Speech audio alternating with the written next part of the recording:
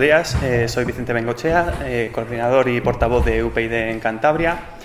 Agradecer en primer lugar a la Fundación de NAES la invitación y la oportunidad de que podamos haceros llegar nuestras ideas y nuestro posicionamiento en temas tan importantes como los que vamos a tratar. También excusar al portavoz nacional, Gorka Maneiro, que era quien había sido invitado en primera instancia, pero que lamentablemente no ha podido venir. Y bueno, a partir de ahí, pues vamos a tratar los 4 grandes bloques que ha comentado antes Ainhoa. Es, en primer lugar, dónde reside la soberanía nacional. En segundo lugar, si tiene sentido hablar de una España federal, o bueno, el federalismo en España. En tercer lugar, el español y las lenguas cooficiales. Y en último lugar, si Europa es más una solución o un problema. Así pues, vamos a comenzar con el primer bloque. Al final de cada uno de los bloques pondré un vídeo muy breve con intervenciones de algunas de nuestras personas más representativas del partido, bien en el pasado o bien en el presente, explicando el posicionamiento en esos temas, también para hacerlo un poquito más ameno. En primer lugar, en el primer bloque de dónde reside la soberanía nacional, decir que lo más básico, lo primero, es leer qué es lo que dice la Constitución al respecto. Y en concreto, en el artículo 1.2, se dice que la soberanía nacional reside en el pueblo español, del que emanan los poderes del Estado. Y el artículo 2 dice que la Constitución se fundamenta en la indisoluble unidad de la nación española, patria común e indivisible de todos los españoles, y reconoce y garantiza el derecho a la autonomía de las nacionalidades y regiones que la integran y la solidaridad entre todas ellas. Es decir, en resumen, que según la Constitución, la soberanía nacional reside en el pueblo español en su conjunto. Es decir, esto no se puede dividir ni fraccionar. Y en segundo lugar, que se fundamenta en la indisoluble unidad de la nación española, lo que decíamos. Por tanto, una parte de España no puede decidir sobre una cuestión que nos afecta a todos como pueblo español. Dicho esto, y que la Constitución, por mucho que se empeñen en algunos sectores, tanto nacionalistas como estas fuerzas del cambio que han irrumpido en los últimos años, decir que la Constitución es clara al respecto y, por tanto, nos guste más o menos, hay que respetarla de partida. Por supuesto, se puede discrepar, se puede replantear, pero siempre desde el respeto a lo que dice. Una vez aclarado esto, vamos a tratar lo que a nuestro juicio son las amenazas principales que se nos presentan en España, en lo que a la soberanía nacional se refiere. Y es lo que apuntaba anteriormente. Tradicionalmente nos hemos enfrentado a la irrupción de los nacionalismos y en los últimos años, como vamos a ver posteriormente, aprovechando un contexto de crisis económica y política, esos nacionalismos se han hecho más fuertes. Y, en paralelo, ha aparecido la falacia del derecho a decidir, que tradicionalmente hacían uso de ella los partidos nacionalistas, pero ahora también han hecho suyo ese mensaje, esas confluencias, fuerzas del cambio que están apareciendo en distintos rincones de España bajo diferentes siglas, pero que se aunan en ese movimiento llamado Podemos, o Unidos Podemos. A partir de ahí, nosotros, por supuesto, reconocemos ese problema, esas amenazas que existen, que son de gran relevancia. Sin embargo, no queremos buscar siempre enemigos externos, sino queremos también ver en nuestra propia sociedad qué anomalías han existido y existen todavía para que esos movimientos, tanto nacionalistas como estas nuevas fuerzas que cuestionan la soberanía nacional, hayan tenido presencia, tengan protagonismo y además ese protagonismo sea creciente. En primer lugar, durante las últimas décadas, sí que podemos detectar que una de las anomalías que nos ha acompañado es la falta de pedagogía democrática. Esto quiere decir que desde la transición, se ha iniciado un periodo que es cierto que durante décadas ha sido de prosperidad. No obstante, han habido problemas importantes que se detectaban y que estaban ahí, pero que no se han atajado. Y entre esos problemas, estaba el poco interés o poco seguimiento de la política en profundidad. Igual el ciudadano medio tal vez se quedaba mucho en la superficie. Y a ello han contribuido, no quiero entrar a valorar si con mayor o si con intención o sin ella, pero los sucesivos partidos de gobierno han contribuido a esta falta de pedagogía democrática. ¿Por qué? Porque de ese modo el ciudadano medio no iba a fiscalizar, no iba a supervisar de forma exhaustiva si se gobernaba de forma adecuada o no. Y eso aseguraba perdurar en el tiempo al frente de los gobiernos, bien como partido de gobierno o bien como principal partido de la oposición. El segundo factor, o segunda anomalía detectada, es la que comentaba antes un poco por encima, y es que en la última década prácticamente, un poquito menos, hemos entrado de lleno en una crisis política y económica sin precedentes. Y ese es el contexto idóneo para lo que apuntábamos antes, el fortalecimiento de esos nacionalismos que han existido, pero que ahora se han fortalecido, y por otra parte, la irrupción de esas confluencias políticas que apuestan por cuestionar al 100% todo lo que se ha construido hasta ahora y que no sabemos hacia dónde quieren ir realmente. O sí lo sabemos, pero ellos no lo dicen con claridad, juegan con esa ambigüedad. Y en tercer lugar, otra anomalía que detectamos y que creemos que es fundamental es que tenemos un sistema electoral poco justo y equitativo para los partidos nacionales no mayoritarios, entre los que, por supuesto, nosotros nos encontramos en Progreso y Democracia, pero también otros partidos lo han padecido. Izquierda Unida, por ejemplo, aunque sea ideológicamente opuesto, se ha visto tan perjudicado en este aspecto que ha tenido que buscar unirse con este movimiento de Podemos. Por ejemplo, Ciudadanos hemos visto que con 3,5 millones de votos en diciembre solo ha sacado 40 diputados. También se ha visto penalizado por este sistema electoral.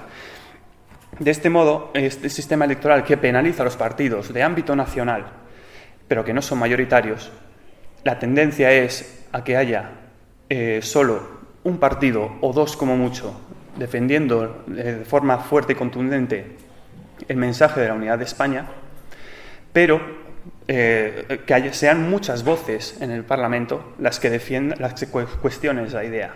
Entre ellos los nacionalistas y ahora estas fuerzas del cambio que se presentan con distintas siglas en distintos puntos de España, aprovechando el sistema electoral con circunscripción provincial, que les beneficia en este sentido. Para remediar estos problemas que hemos detectado, las propuestas de UPyD son las siguientes. En primer lugar, una defensa inequívoca del Estado, que no nos podemos fraccionar bajo ningún concepto y que tenemos que decidir entre todos el destino que queramos alcanzar. No puede decidir una parte por el todo y no puede, una parte de España privar al resto de una serie de derechos que ya tenemos adquiridos. En segundo lugar, y para remediar esa falta de pedagogía democrática, queremos apostar por una educación uniforme, sólida y de calidad. Es fundamental que la educación sea uniforme en toda España, que todos los ciudadanos tengamos el acceso y el derecho a la misma educación, sin sesgos ideológicos ni identitarios. También tiene que ser de calidad y en la educación se deben inculcar, aunque sea de forma muy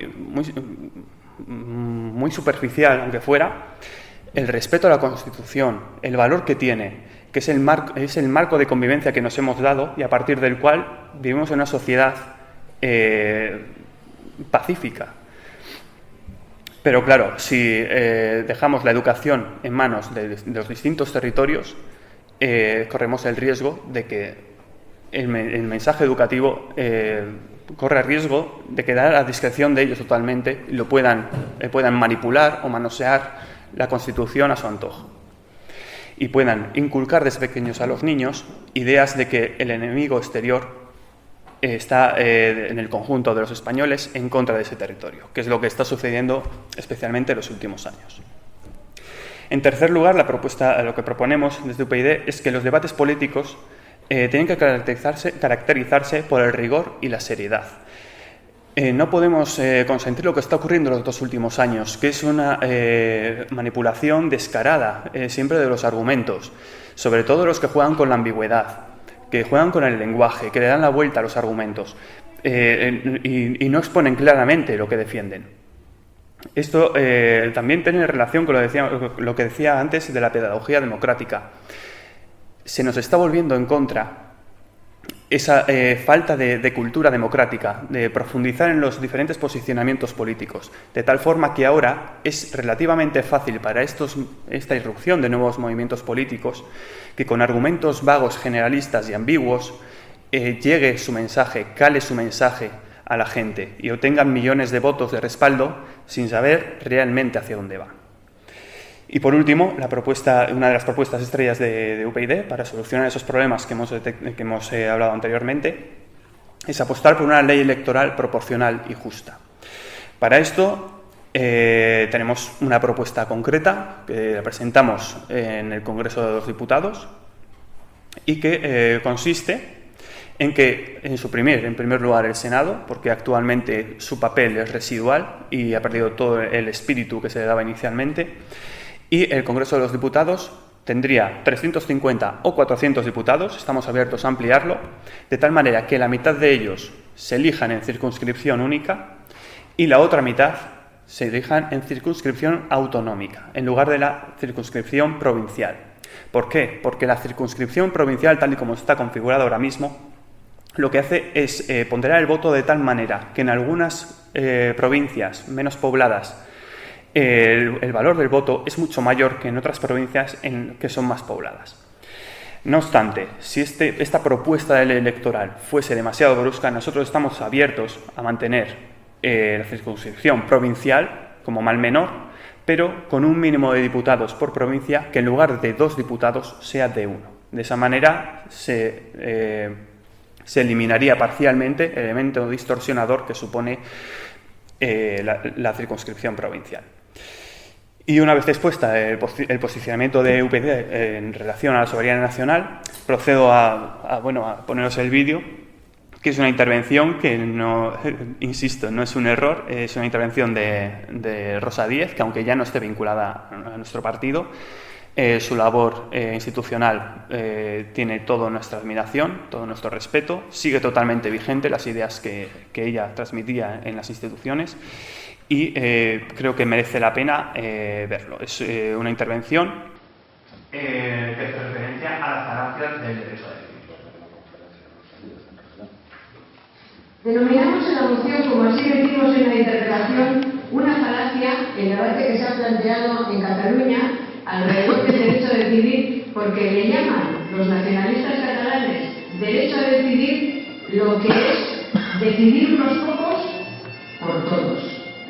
No vamos a renunciar a nuestros derechos como ciudadanos españoles, ni permitiríamos que una parte de los ciudadanos españoles les privaran a otra parte de los españoles de derechos que son colectivos, que son de todos y que están proclamados así en la Constitución.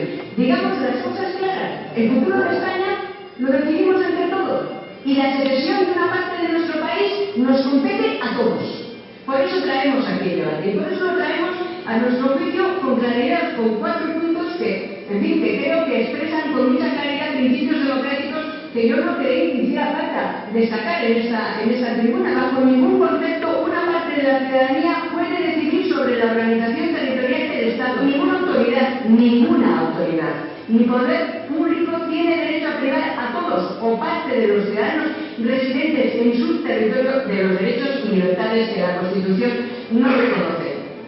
En tercer lugar, señorías, proclamar que en un Estado social y democrático y de derecho nadie, absolutamente nadie, está por encima de la ley y no puede permitirse que se trocee el cuerpo de la ciudadanía, ni redefinir el sujeto de la soberanía nacional, ni trocear el cuerpo de la ciudadanía, ni redefinir el sujeto de la soberanía nacional, que no es otro que el pueblo español, único que puede ejercer por los cauces legalmente establecidos, y esto no es menor, por los cauces legalmente establecidos, el derecho a decidir sobre la unidad de la nación y los derechos del conjunto de los ciudadanos. Reafirmamos la vigencia de los artículos 1.1 y 1.2 de la Constitución española que les quiero leer. España se constituye en un Estado social y democrático de derecho, que propugna como valores superiores de su ordenamiento jurídico la libertad, la justicia, la igualdad y el pluralismo político. 1.2. La soberanía nacional reside en el pueblo español del que emanan los poderes del Estado. Nadie, en nombre de ninguna raza, de ninguna religión, de ningún grupo, de ninguna cultura, de ninguna historia puede parcelar los derechos de todos los ciudadanos, la integridad de los derechos, que es lo que importa. Por encima del mapa y por encima del territorio, los territorios no tienen derechos, los derechos los tienen los ciudadanos. Moción del Grupo de Unión, Progreso y Democracia sobre propósitos del Gobierno en relación a la falacia del denominado derecho a decidir. Comienza la votación. Presentes 317, sí 265, no 39. Abstenciones 13, queda aprobada la moción.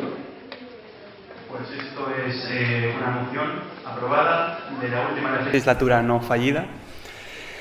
Y esto es de cuando se hacía política en el Parlamento, cuando no era un circo. No como ahora que se centran en el juego de las sillas. Ahora continuamos con el segundo bloque, que es llevado por título "Si tiene sentido hablar en España de federalismo".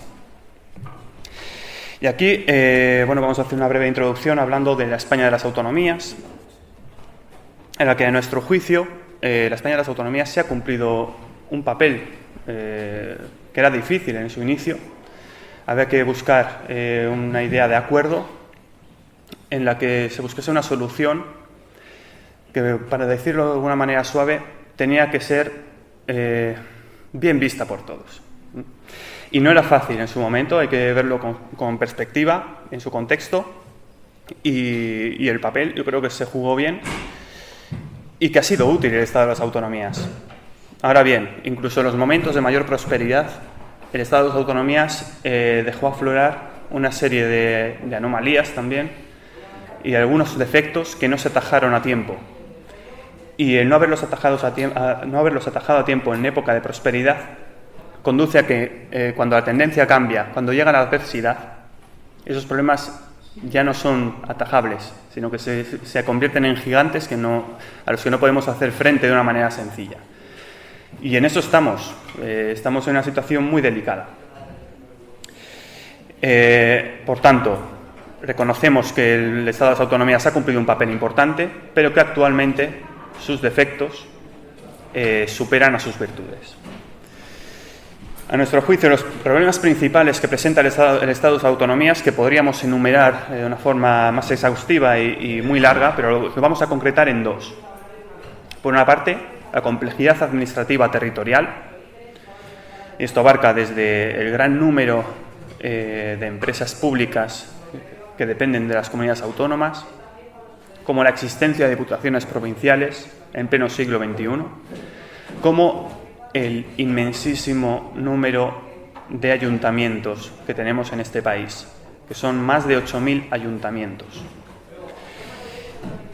Todo ello en un contexto en el que no hay a menudo conflicto en cuanto a las competencias que hay entre las diferentes instituciones.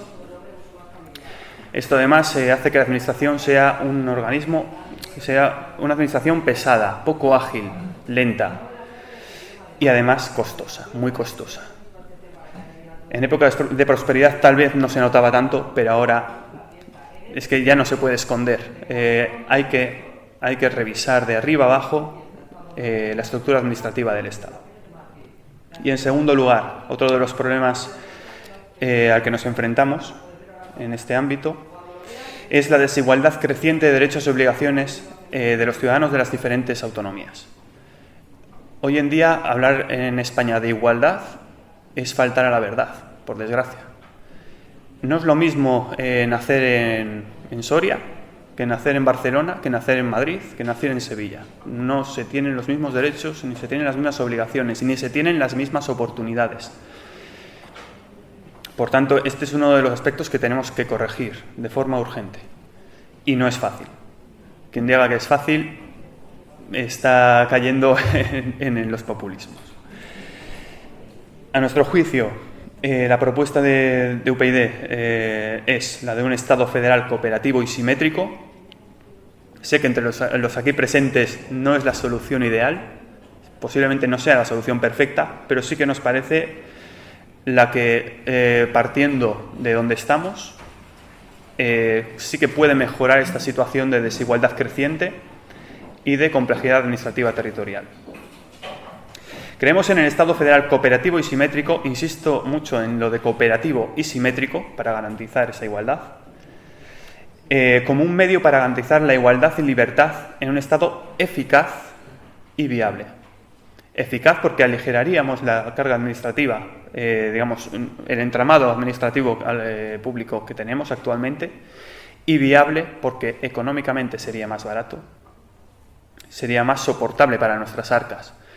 Porque a mí me hace gracia cuando se plantean en los debates que si hay o que subir impuestos para tener más recaudación o recortar de los servicios. Pues ni una cosa ni la otra. Empecemos por donde hay que empezar, que es replantearse si la estructura administrativa que tenemos en este país, que data del siglo XIX, nada más y nada menos, no la podemos mejorar, la podemos aligerar, la podemos abaratar, la podemos hacer más eficiente, de forma que todo funcione con mayor agilidad y con un coste bastante menor.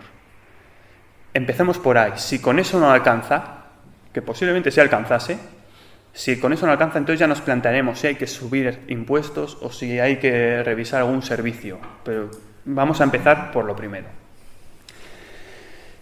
En segundo lugar, hay que en nuestro modelo que planteamos de Estado federal cooperativo y simétrico, hay un principio que es innegociable, que es básico, que es elemental, que es el principio de supremacía federal. Esto significa que los territorios federados no podrían cuestionar este principio. Significa que las competencias del Estado, que luego os voy a desglosar cómo quedaría el reparto competencial, no se podrían discutir, serían incuestionables. Los territorios federados tendrían que acatarlos. Y sería una manera de cerrar ese modelo competencial que ya hemos visto con la experiencia de estos años, que lo que ha servido en el estado de las autonomías, a lo que nos ha llevado es a una competencia por las distintas autonomías, por tener más competencias que las demás. Pues es decir, si este tiene esto, yo quiero esto y algo más. Y ha sido un círculo vicioso que nos ha llevado a la autodestrucción de España como instrumento para garantizar la igualdad de todos los españoles. En tercer lugar, nuestra propuesta de Estado federal cooperativo y simétrico apuesta por la simplificación administrativa. Lo que decía antes, supresión de diputaciones provinciales, incluidas las diputaciones forales. Esto es fundamental. Sin ir más lejos, en el último pacto que era un pacto, ¿cómo decirlo suavemente? Un pacto teatral entre Ciudadanos y PSOE,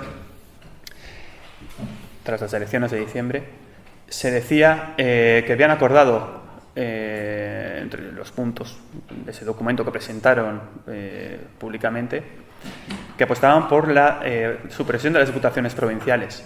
No obstante, en la letra pequeña se excluía a las diputaciones forales.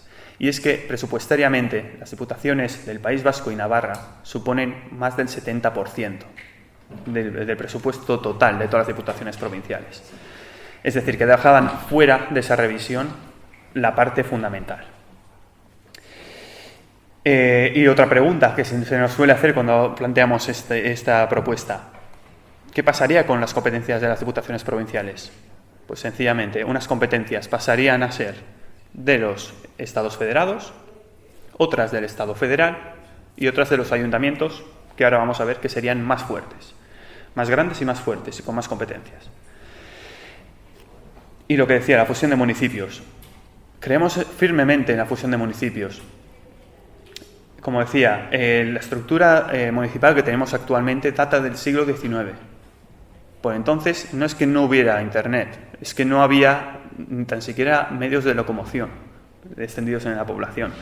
Por tanto, ha habido avances suficientes en estos 2 siglos como para plantearnos seriamente reducir el entramado administrativo que tenemos y tener una administración más eficiente.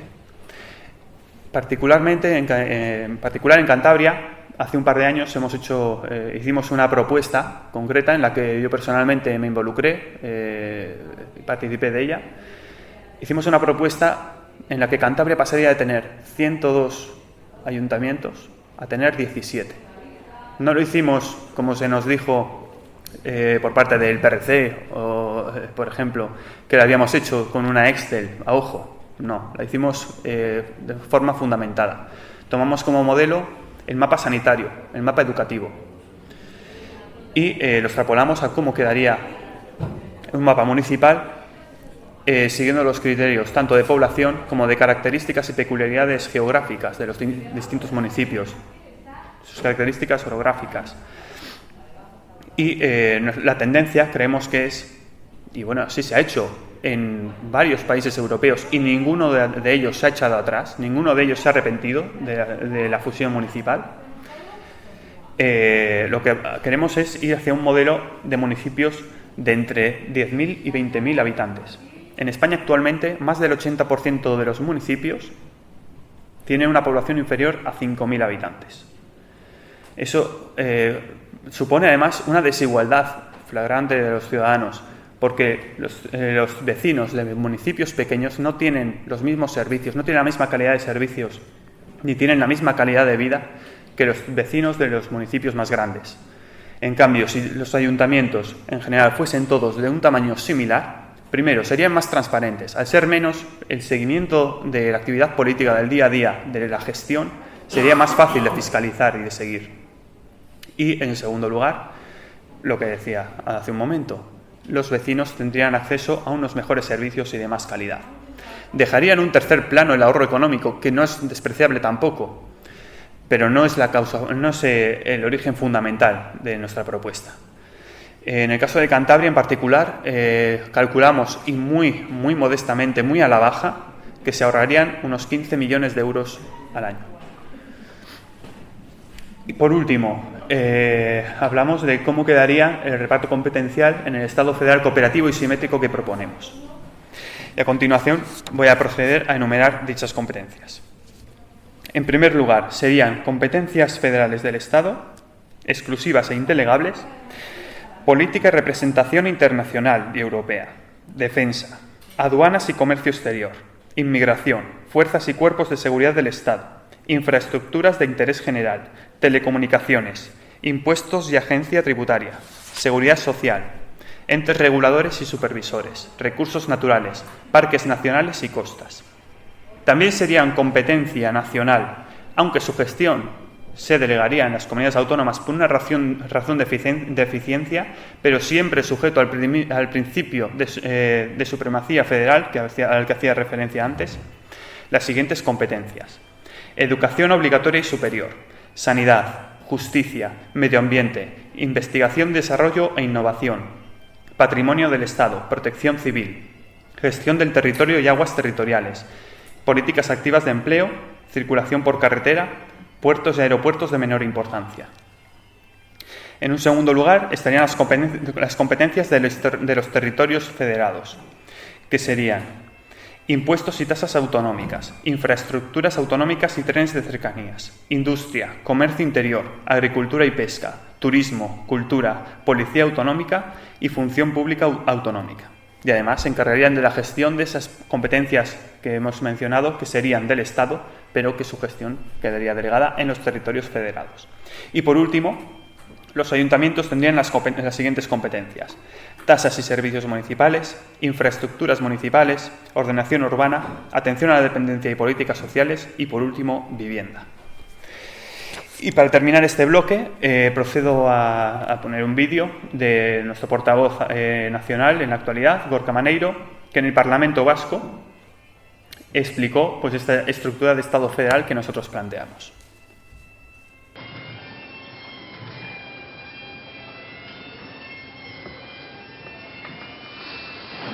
El debate no es defender la foralidad, el debate no es defender las redes o las diputaciones forales, el debate no es defender la singularidad y el debate ni siquiera es defender a los ayuntamientos. La idea y el objetivo de los partidos políticos y de los representantes políticos tiene que ser defender los intereses de los ciudadanos y darles el mejor servicio posible. Y por tanto, España, es decir, los ciudadanos españoles, necesitan a día de hoy cambios radicales en el Estado autonómico actual, el Estado autonómico que padecemos, por así decirlo. Y nosotros pensamos que España necesita, es decir, los ciudadanos españoles, es decir, los ciudadanos vascos también, una reforma en profundidad del Estado autonómico. Y el objetivo debería ser conformar un verdadero Estado federal simétrico. Y cuando digo simétrico y no digo asimétrico, y mucho menos digo Estado confederal. Es decir, un Estado autonómico simétrico dentro de una Europa federal, donde las diferentes comunidades autónomas tendrían todas ellas las mismas competencias. No sé si esto es café para todos, pero es lo que pensamos que es mejor para el conjunto de los ciudadanos, y donde el Estado central se reservaría determinadas competencias indelegables, aunque la gestión de muchas de esas competencias fuera llevada a cabo por las comunidades autónomas. Es decir, necesitamos una reforma en profundidad de la Constitución española. Y el objetivo, ya digo, es garantizar la mayor igualdad y el máximo bienestar posible para el conjunto de los ciudadanos. Esa es nuestra preocupación. Y efectivamente, a día de hoy, tenemos una estructura del Estado absolutamente elefantiásica, inviable, que provoca hipertrofia administrativa y despilfarro. Esa es la realidad de los hechos y, por lo tanto, los representantes políticos deberíamos dar los pasos necesarios para modificar esa realidad, en lugar de tratar de defender los intereses partidarios de unos partidos políticos u otros, en general, los partidos políticos mayoritarios. Vamos a cortar aquí el vídeo, que si no se alarga mucho. Bueno, pues si no le conocíais, este es Gorka Maneiro, nuestro portavoz nacional. Apuntar que esto lo hace él solo como único diputado de UPyD en la Cámara vasca, con 75 diputados, solo ante el peligro totalmente, y una muestra de que UPyD defiende lo mismo en todas partes todo el tiempo, cosa que creo que pocos partidos pueden presumir de hacerlo. En tercer lugar, el bloque de el español y las lenguas cooficiales. Aquí, en primer lugar, pues vamos a hacer referencia a lo que dice la Constitución al respecto, que en su artículo 3 dice que el castellano es la lengua española oficial del Estado. Todos los españoles tienen el deber de conocerla y el derecho a usarla, y además las demás lenguas españolas serán también oficiales en las respectivas comunidades autónomas de acuerdo con sus estatutos. Aquí tenemos un problema detectado que es vital, y es que se ha utilizado mal este derecho a tener una lengua cooficial, se ha utilizado como un elemento de exclusión, un elemento de división de la sociedad, y esto es muy grave. En lugar de utilizar una lengua adicional para facilitar la comunicación con algunas personas que igual no tenían el conocimiento debido al castellano, cosa que me cuesta creer por otra parte, pero bueno, vamos a dejar abierta esa posibilidad. En lugar de hacerlo para facilitar la comunicación, de conservar también una lengua como parte de una cultura rica como es la española en su conjunto, se ha utilizado de forma perversa este derecho, como decía, para crear división en la sociedad. Y esto especialmente se ha hecho en dos ámbitos. Uno es el educativo, en el que se ha mezclado la utilización de la lengua junto con la creación de la nada de unos derechos adquiridos de algunos territorios por encima de los del resto de españoles, cosa que también es gravísimo. Y claro, es que esto además se ha hecho desde edades muy tempranas en los niños. Esto es inculcarles cosas que no se ajustan a la realidad y que dificultan la convivencia en un marco que nos hemos dado, que es el de la Constitución. Y por otra parte hay otro ámbito en el que la lengua también se ha utilizado para dividir, para poner una barrera en lugar de para favorecer la convivencia entre todos. Y es el ámbito del acceso al empleo público. Y, a ver, yo puedo entender que haya empleos públicos en algunos territorios en los que es necesario conocer esa lengua cooficial, bien sea el catalán, el euskera o el gallego. Yo puedo entender que hay puestos de trabajo en los que sí pueda ser necesario, pero hay otros puestos en los que no es ni imprescindible ni tan siquiera es necesario. Sobre este tema, nosotros en Unión, Progreso y Democracia también siempre hemos sido desde nuestro nacimiento muy claros al respecto y siempre hemos dicho lo mismo en todas partes. Por ejemplo, en octubre de 2015, de nuevo, en la parte final de la última legislatura no fallida, ahí presentamos una enmienda de la LOMCE que fue aprobada ya por vergüenza torera, porque, madre mía, bueno... finalmente fue aprobada, que consiste en garantizar que todos los españoles puedan elegir el castellano como lengua vehicular para la educación de sus hijos. En concreto, el texto aprobado es el siguiente. El castellano es la lengua vehicular de la enseñanza de todo el Estado y las lenguas cooficiales lo serán también en las respectivas comunidades autónomas, de acuerdo con sus estatutos. Este texto lo que debiera es garantizar el derecho de todos los españoles a que nuestros hijos puedan educarse en castellano. Cosa que, como sucede en cualquier otro país civilizado, que en la lengua oficial que es común en ese estado, cada uno tenga el derecho de que sea así. Y por otra parte también nosotros en el Congreso de los Diputados, en el 12 de octubre de 2012, presentamos una proposición de ley orgánica que desarrollaba el derecho de los ciudadanos a no ser discriminados en función de la lengua en que se expresen. Y esta proposición de ley orgánica, aunque parezca mentira, fue rechazada por todos los grupos parlamentarios del Congreso de los Diputados. Ahí incluyo a los dos partidos mayoritarios, cosa que me parece gravísima.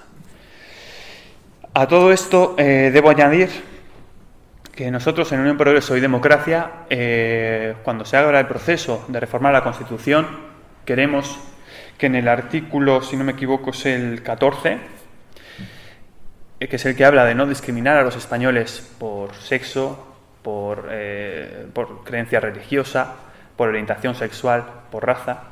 Queremos añadir, además, que no se les discrimine por la lengua que utilice, siempre y cuando sea una lengua oficial. Y bueno, para demostrar una vez más lo que dice UPyD, que lo dice en todas partes y todo el tiempo, voy a poner ahora otro vídeo de Gorka Maneiro en el Parlamento Vasco, en el que os ruego que prestéis atención, porque pone de manifiesto algunos ejemplos y casos que son, vamos, impropios de un país civilizado.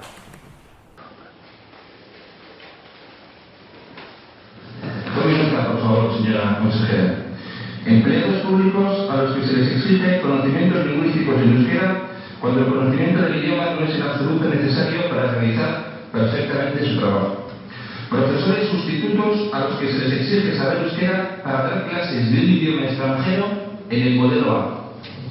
Profesores sustitutos a los que se les exige saber euskera para dar clases de lengua castellana en el modelo A.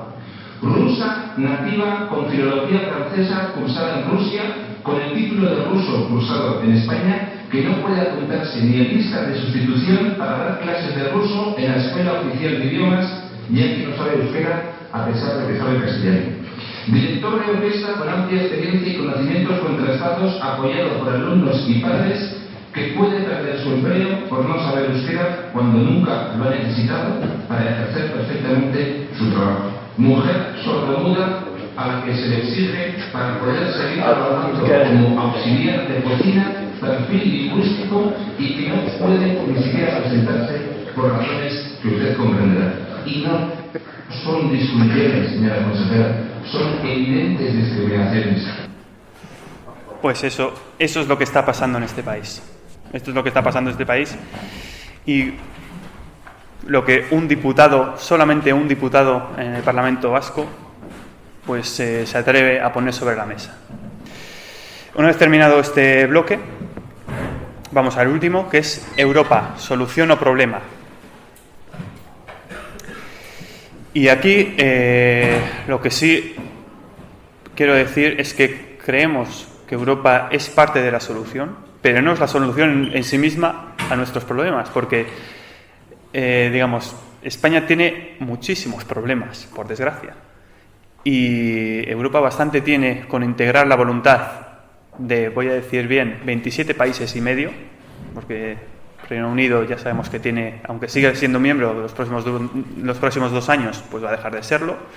salvo giro radical. Pues bastante tiene la Unión Europea con aglutinar la voluntad de 27 países y medio, como para encima solucionar los problemas de la casa de cada uno, cuando nosotros mismos no somos capaces de solucionarlos.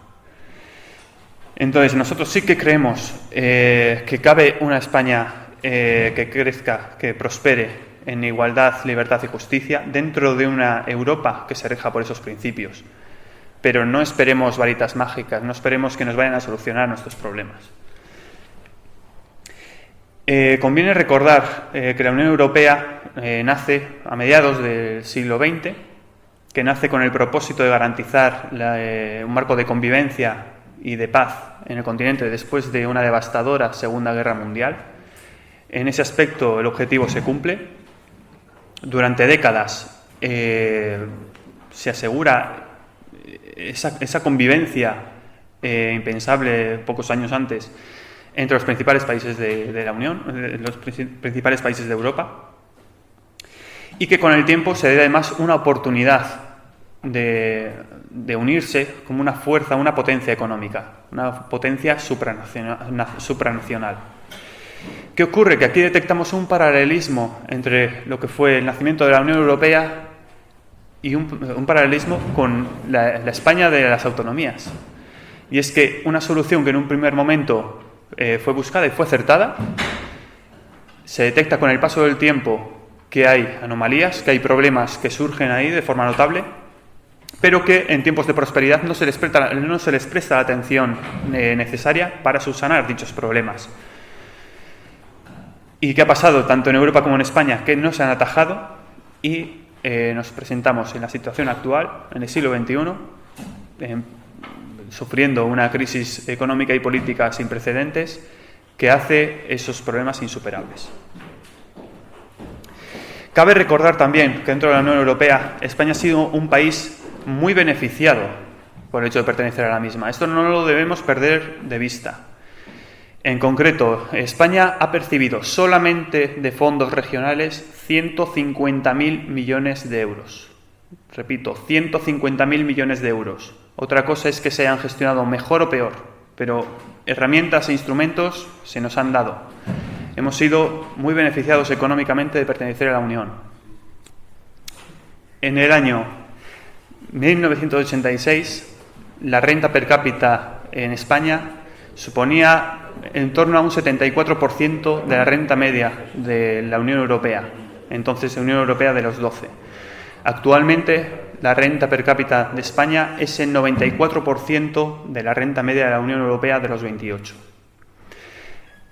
Ojo, hemos llegado a superar la renta media. Igual es que el hecho de llegarla a superar y ahora estar por debajo, igual no hay que achacarlo al hecho de pertenecer a la Unión Europea, sino que no hemos sabido gestionar nosotros internamente esa ventaja que hemos llegado a tener. Por otra parte, decir, y esto ya es una visión muy personal, yo creo que la Unión Europea ha tenido dos momentos clave en los que se ha estancado de forma muy grave. Una, que ha sido el salto de la Unión Europea de los 15 a la Unión Europea de los 27 en primer momento, a principios del siglo XXI, y la Unión Europea de los 28 con la incorporación de Croacia en 2013. No se había consolidado previamente la Unión Europea de los 15 y eso fue demasiado. Se quiso abarcar más de lo que se podía. Y en segundo lugar, se ha hecho una unión monetaria.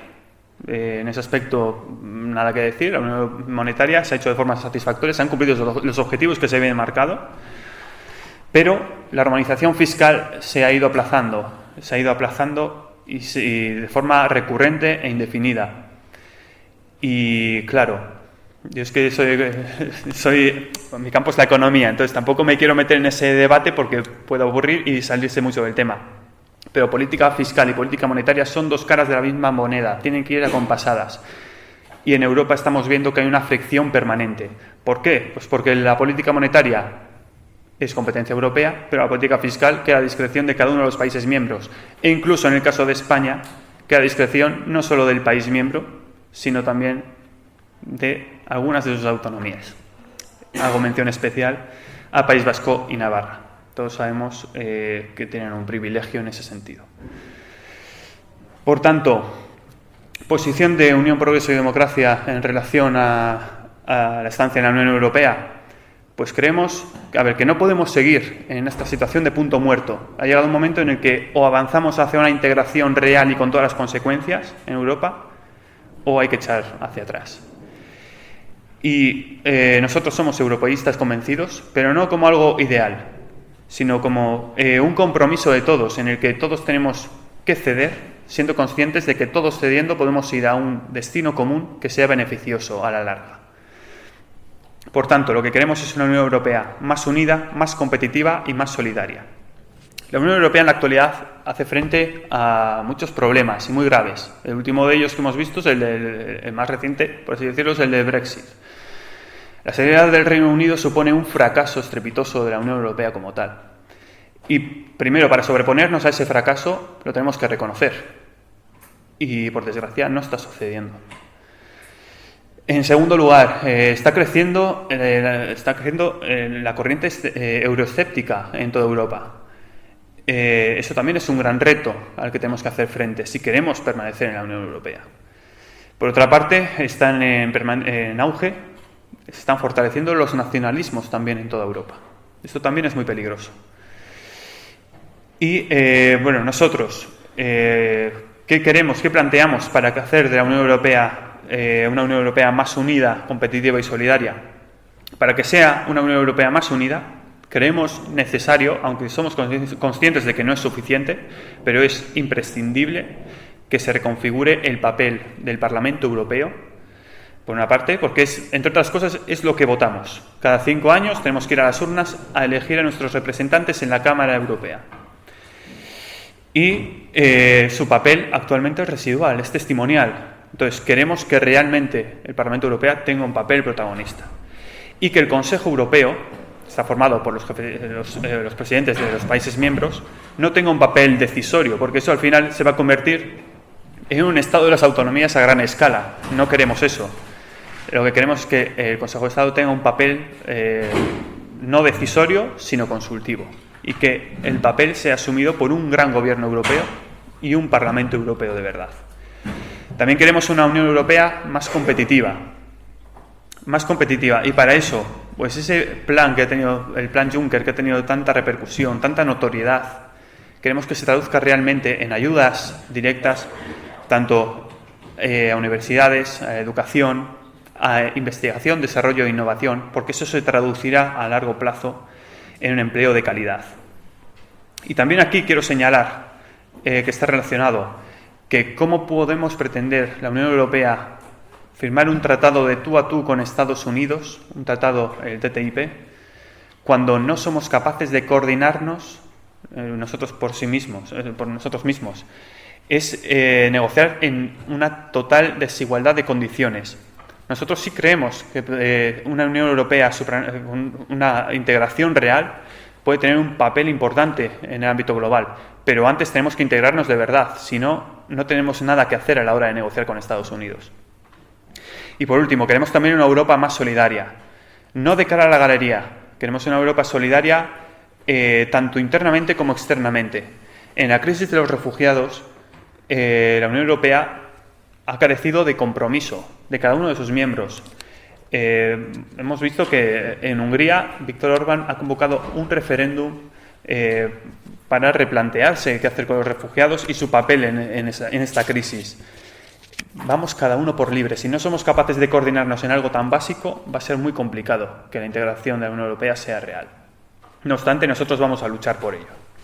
Y para terminar, pues vamos a poner el último vídeo para terminar la presentación, que es de nuestra europarlamentaria, nuestra portavoz en el Parlamento Europeo, Maite Pagazaurtundúa, por la que siento especial debilidad, dicho sea de paso, en la que, pues habla de la posición de Unión, Progreso y Democracia al respecto. La verifica, porque tiene que ver con la construcción europea, de un modo que ética.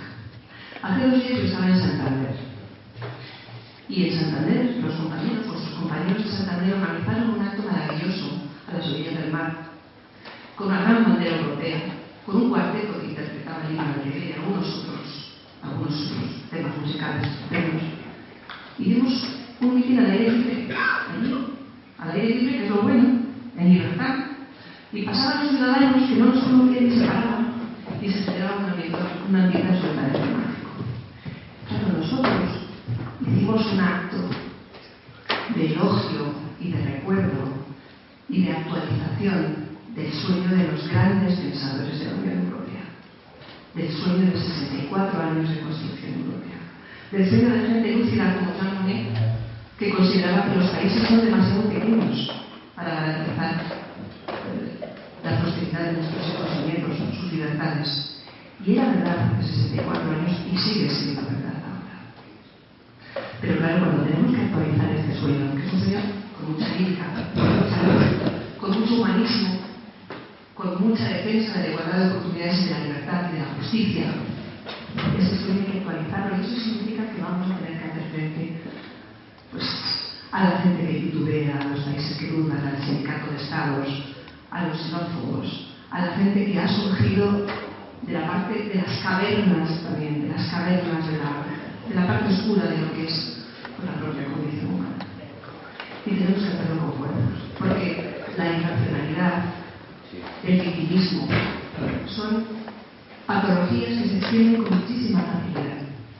Es mucho más fácil el sentimentalismo barato que la racionalidad. Y sin embargo tenemos que trabajar con racionalidad si queremos que el futuro de nuestros hijos y de nuestros nietos esté garantizado. Por eso es tan importante que... Pues ahí lo dejamos el vídeo. Muy importante esto último que ha dicho. Es importante que prevalezca la razón sobre la emoción. Sé que todos tenemos nuestros sentimientos al respecto en relación a la pertenencia a un colectivo, a un país, pero es importante no perder de perspectiva que es fundamental el raciocinio para que las medidas que tomemos no sean no tan viscerales, sino bien planificadas, bien planteadas, bien argumentadas, bien razonadas. De esa manera nos irá bastante mejor. Y por último decir que quiero citar el lema de la Unión Europea, que es unida en la diversidad, que me gustaría también que nos lo aplicásemos en España, que nos iría bastante bien. Y bueno, esto ha sido toda la presentación. Espero que haya estado a la altura de vuestras expectativas. Y bueno, pues que tenéis también ahí mi contacto, mi correo electrónico, por si queréis hacer alguna sugerencia en otro momento. Y ahora estoy a vuestra disposición para las preguntas que queráis hacernos llegar.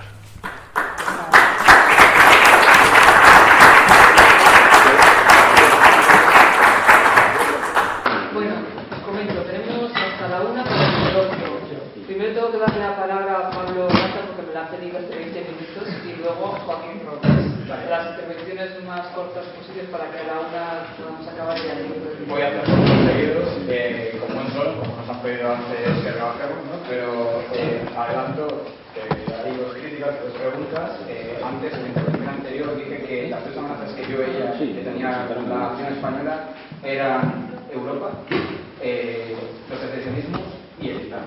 Entonces, la primera pregunta es, las posiciones más o menos claras respecto a Europa y las autonomías, que ahora voy a explicar, pero la pregunta es cuál es la posición del medio respecto a la posición del Islam. Sobre el tema de hablado de competencias, yo no entiendo por qué si el modelo que se propone el Estado de racionalización de las administraciones es el que propone, por qué poner la etiqueta federal. O sea, quiere decir, si pone la etiqueta federal está diciendo que son los territorios, que hay unos territorios que están más o menos separados, que tienen que federarse, y bueno, que en este caso el modelo pues sería un modelo simétrico, etcétera. Bien, de acuerdo, pero no hay tales territorios que estén separados en principio, o no, vamos, partimos de que no los hay, aunque esté en camino de ello, etcétera. Entonces, federal aquí es como una suerte de tótem que tiene pues cierta pregnancia, digamos, en ciertas corrientes ideológicas en este país, pero que no sé por qué hay que llamarlo federal a su propuesta, y que puedo estar de acuerdo con ella, pero no sé por qué añade decir que es federal. Entonces, en ese sentido, yo no sé cuál es la posición que tienen respecto a los parlamentos autonómicos, ¿vale? Porque en el modelo de territorios federales, o sea, se puede hablar de administración, pero hasta qué punto tiene que haber parlamentos autonómicos o no, no lo sé. ¿Qué nivel de representación?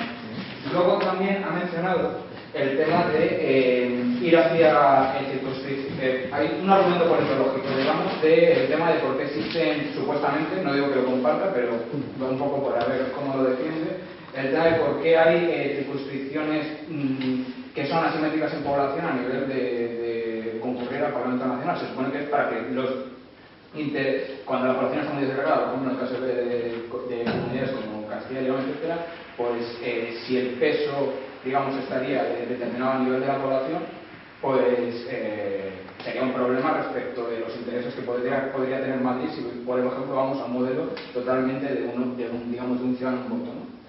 Es una cuestión que está abierta.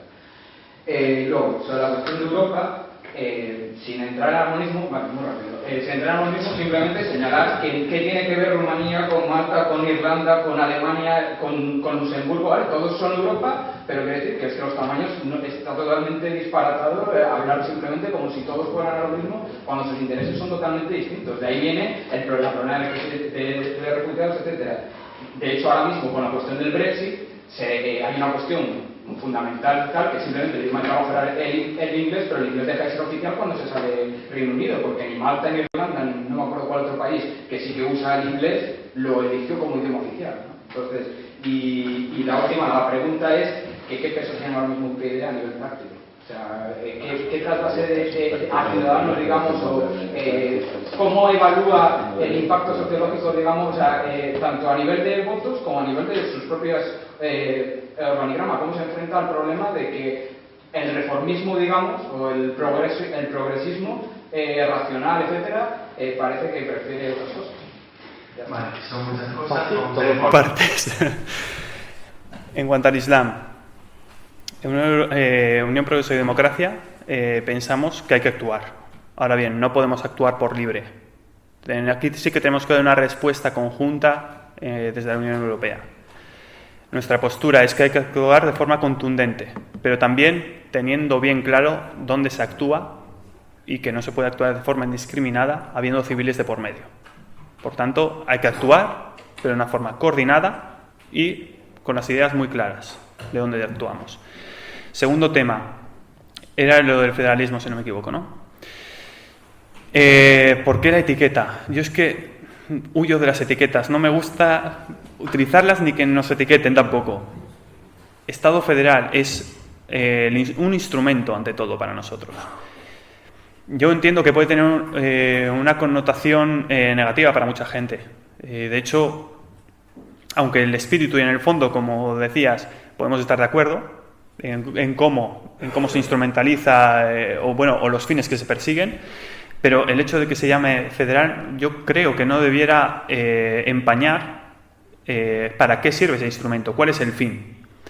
Y a mí, en concreto, el hecho de que vivamos en una España diversa me empuja a pensar que una España federal sí cabe. No tanto para separar territorios, sino para decir, sí, somos diversos, pero todos estamos sujetos al principio de supremacía federal, al que apuntaba antes. Todos tenemos que estar acatando unas normas que nos damos comunes. Y por eso las competencias, como que has citado una a una, ¿cómo quedarían? Las más fuertes, las de mayor peso, recaen en el Estado federal. Los territorios federados tienen que acatarlas necesariamente. Tercera cuestión, creo que era lo de los parlamentos autonómicos, ¿no? Seguirían estando vigentes a nuestro juicio, lógicamente, legislando en las competencias que les quedarían, que serían menos de las actuales. Por tanto, seguirían teniendo, un papel como el que tienen hasta ahora, a nuestro juicio, con menos competencias, pero seguirían funcionando. Siguiente cuestión era... Ahora la crítica a la posición europeísta, pero bueno, vale. ver un poco el quiebre, ¿no? Vale, pues vamos en cuanto a la Unión Europea, pues ya he planteado nuestro posicionamiento, no hay más. Y creo que no quedaba ninguna cuestión, ¿no? Vale. Sí, yo quería hacer una previsión a algo que has dicho, que la Unión Europea surge algo así como de la voluntad de los países después de la Segunda Guerra Mundial. No, la Unión Europea surge por los acuerdos del acero y del carbón, la CECA, originariamente. Y es por tanto pues, un club mercantil. Un club mercantil que, según calculó Teo Novas, nos ha costado a los españoles 60 millones de pesetas de déficit que hemos perdido en las relaciones comerciales con Europa. En el año 85, al ser central en Europa, la balanza comercial de España con el resto de países europeos era positiva a nuestro favor. Todo eso se ha invertido hasta la cifra que calculó él, yo no sé exactamente el cálculo cómo lo hizo, él fue sumando y calculó 60 millones de pesetas en nuestro perjuicio. Pero es que además hay otra cuestión. Efectivamente, la entrada del euro lo que hizo, ya se ven las consecuencias, es endeudarnos por encima del Producto Interior Bruto. Hay que sumar la deuda, es decir, esa prosperidad es papel mojado porque es una prosperidad fundada sobre los préstamos que se nos hicieron por Europa. Préstamos que igual no hubiéramos necesitado si no hubiese habido una brutal reconversión industrial, una brutal reconversión de la agricultura, una brutal reconversión del sector servicios, la imposición de cuotas lácteas, etcétera, etcétera, por parte de Europa. Me parece a mí que pensar que Europa es una especie de panacea responsable del desarrollo político y de la maravilla que vivimos, una maravilla que está sustentada en pies de barro y que se puede caer en cualquier momento, pero en cualquier caso, la Unión Europea es un club del capitalismo, es un club de empresas, en donde España pues también tiene una cantidad de especiales, también hay empresas españolas. Pero decir que es la causa de nuestro desarrollo económico a mí me parece totalmente excesivo, viendo por ejemplo cómo aquí se han nacionalizado las empresas eléctricas, cómo se ha vendido a empresas extranjeras, empresas que eran nacionales, estratégicas como Iberia, por ejemplo, que se ha vendido a capital extranjero y prácticamente no nos queda nada que vender ya, si ya lo hemos vendido casi todo. Esta es la cuestión. Y entonces venir aquí con este cuento de que Europa sublime, Europa es un club capitalista en donde a España nos han engañado. Esa es mi posición. Y mientras los partidos políticos no empiecen a darse cuenta, no que haya que salirse de Europa, pero sí que haya que tener una posición fuerte, porque España, bueno, es Europa antes de que existiera Alemania y antes de que existiera Francia, pero España tiene que estar en Europa incorporando nuestro activo, que es el potencial de 400 y pico millones de dólares. Yo respeto mucho el punto de vista. Al respecto, no obstante, la Unión Europea nace del germen del Euratom, de la CECA, pero también tenía el objetivo primordial de garantizar un marco de convivencia de paz después de la Segunda Guerra Mundial. O sea, no está reñido una cosa con la otra. Pero el primer objetivo, el básico, era garantizar la convivencia entre países potentes de Europa. En cuanto igual me he explicado muy mal. Yo no digo que ha sido la panacea ni la causa única de que España haya vivido unos tiempos de prosperidad. De hecho, ya he citado en anteriores exposiciones que también el hecho de haber hecho una transición, yo creo, ejemplar, teniendo en cuenta las circunstancias que vivía España, también ha contribuido a ello, por ejemplo. Ahora bien, si hacemos un saldo de lo que ha aportado la Unión Europea, a España estar en la Unión Europea, el saldo en términos económicos es positivo. Es positivo. Y por ejemplo, eso no lo dice Juan Velarde tampoco. Y por ejemplo, el caso que me citaba de Iberia. ¿Cuál era la situación de Iberia económica antes de que dejase de ser española? Estaba en quiebra técnica. Por tanto, yo, por supuesto, respeto las visiones al respecto de Europa. Yo no creo que sea la panacea ni la explicación única, pero yo creo que España, por supuesto, ha tenido que ceder en muchas cosas, porque de eso se trata la convivencia en Europa, de tener que ceder.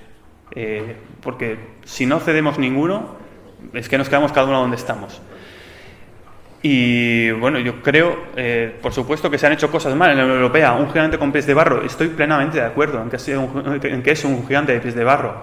Y ya he explicado que se ha hecho una integración de un excesivo número de países sin haber asentado que ya había 15. Sin hacer la integración correctamente de 15 países, se ha querido abarcar más de lo que buenamente se podía. Y eso estaba condenado al fracaso. Y ese fracaso pues se ha escenificado ahora con el Brexit, pero vamos, era evidente que se iba a manifestar de una u otra manera tarde o temprano. Y no se ha actuado a tiempo. Y ahora atajar estos problemas, pues lógicamente es muy complicado.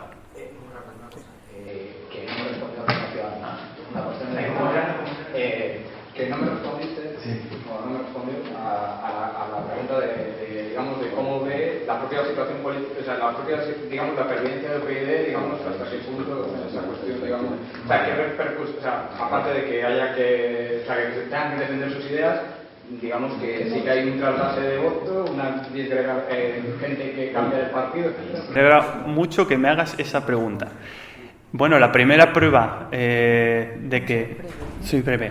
Vale, la primera prueba, o bueno, una prueba que tenemos bien evidente hoy es que UPyD y Ciudadanos no somos lo mismo. La diferencia es que unos estamos y otros no. Segundo punto, hemos vivido en los últimos 2 años una visión mediática de que éramos lo mismo. Éramos lo mismo o prácticamente lo mismo. Y yo creo que en la exposición se ha visto. Nosotros tenemos posturas como la supresión de diputaciones forales que ellos ni se la plantean.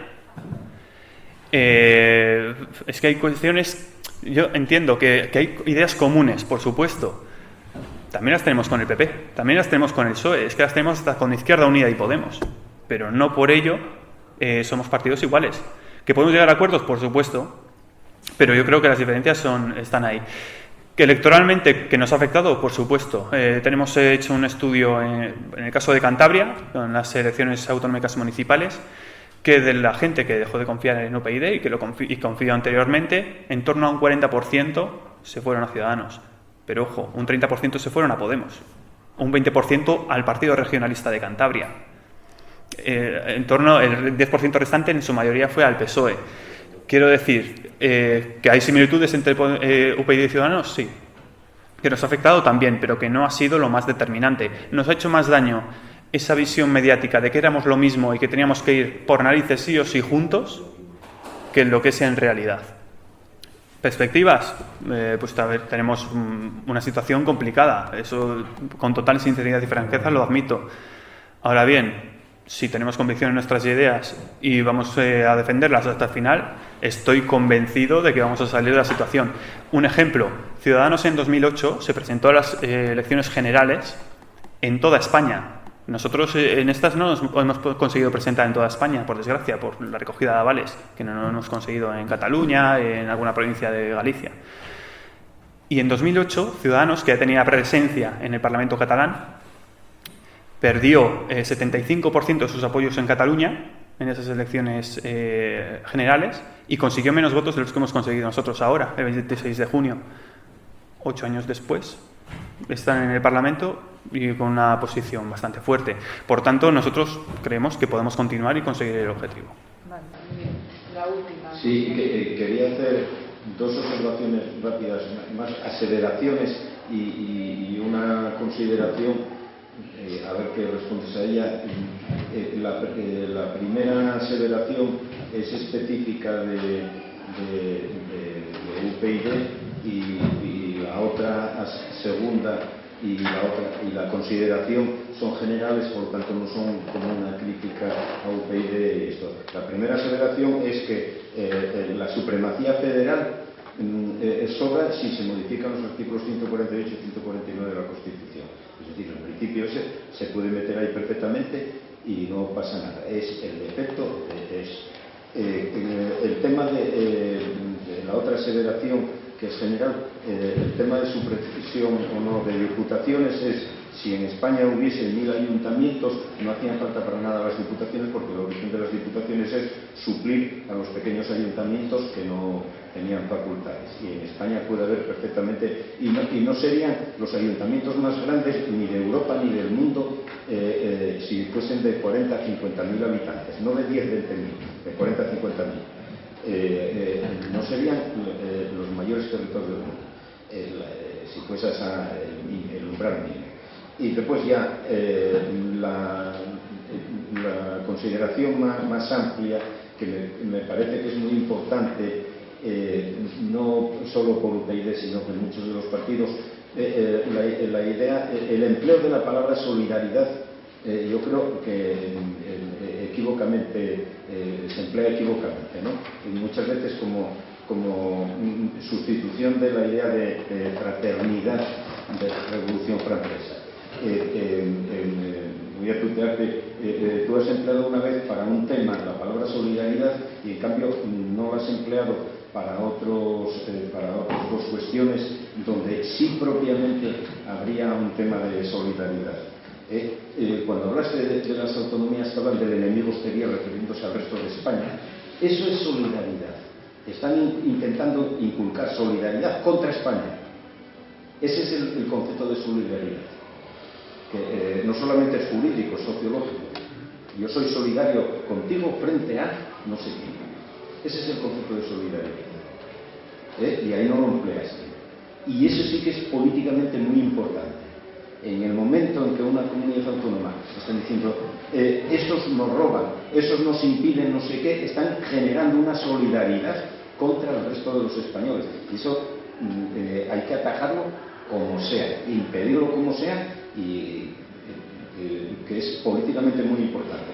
Sí empleaste el tema de solidaridad respecto a los inmigrantes, pero eso no es solidaridad. Eso es otra cosa. Vamos a poner beneficencia, fraternidad y todas esas cosas, ¿no? Y hablaste de una respuesta unitaria frente al Islam. Eso sí es solidaridad. Tenemos que ser solidarios en una política frente al Islam. Eso sí es solidaridad. Más allá de es decir, no se está utilizando que estamos de acuerdo, ¿no? Pero por eso es a todos los políticos que no están empleando adecuadamente, y además muy importante porque aclara la situación. ¿Vamos a ser solidarios frente al Islam, sí o no? Correcto, pues admito la crítica en cuanto a la utilización del lenguaje, pero insisto, la idea entiendo que se ha entendido, ¿no? De nuestros planteamientos. Bueno, pues damos por finalizada